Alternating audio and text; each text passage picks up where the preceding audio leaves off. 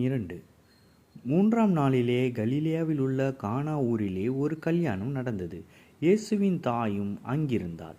இயேசுவும் அவருடைய சீஷரும் அந்த கல்யாணத்துக்கு அழைக்கப்பட்டிருந்தார்கள்.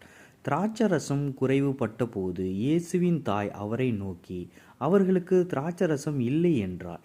அதற்கு இயேசு, ஸ்திரீயே, எனக்கும் உனக்கும் என்ன? என் வேலை இன்னும் வரவில்லை என்றார். அவருடைய தாய் வேலைக்காரரை நோக்கி, அவர் உங்களுக்கு என்ன சொல்கிறாரோ அதின்படி செய்யுங்கள் என்றார். யூதர் தங்களை சுத்திகரிக்கும் முறைமையின்படியே ஒவ்வொன்றும் 2-3 குடம் தண்ணீர் கொள்ளத்தக்க 6 கற்சாடிகள் அங்கே வைத்திருந்தது. இயேசு வேலைக்காரரை நோக்கி, ஜாடியிலே தண்ணீரை நிரப்புங்கள் என்றார். அவர்கள் அவைகளை நிறைய நிரப்பினார்கள். அவர் அவர்களை நோக்கி, நீங்கள் இப்பொழுது முண்டு பந்தி விசாரிப்புக்காரனிடத்தில் கொண்டு போங்கள் என்றார். அவர்கள் கொண்டு போனார்கள்.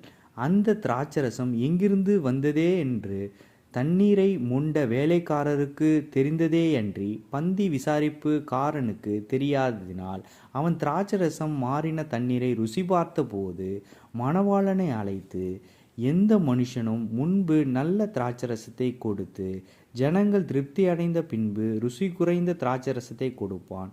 நீரோ நல்ல ரசத்தை இதுவரைக்கும் வைத்திருந்தீரே என்றான்.